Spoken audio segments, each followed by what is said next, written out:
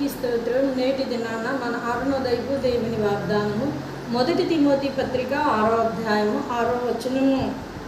సంతుష్టికరమైన దైవభక్తి గొప్ప లాభసాధకమై ఉన్నది. హల్లెలూయా.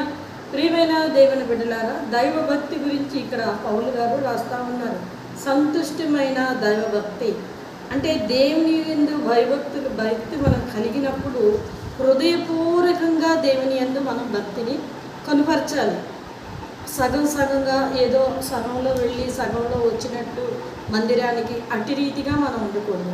హృదయపూర్వకంగా దేవుని సన్నిధిలో నీ భక్తిని మనుషులకు కాదు కానీ దేవునికి కనబడేలాగున నీ భక్తిని చూపించినప్పుడు అది నీకు గొప్ప లాభకరమైన సాధనకంగా మారుతుంది.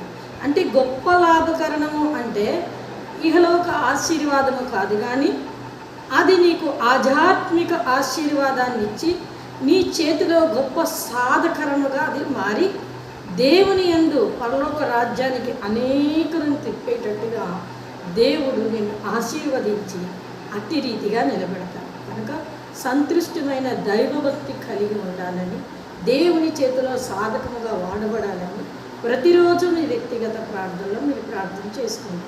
అరుణోదయాన్ని లేచిన వెంటనే ఈ వాగ్దానాన్ని పట్టుకొని నువ్వు ప్రార్థన చేసి నీ జీవితాన్ని ప్రారంభించండి. దేవుడు నిన్ను దీవించి ఆశీర్వదిస్తాడు. అవును.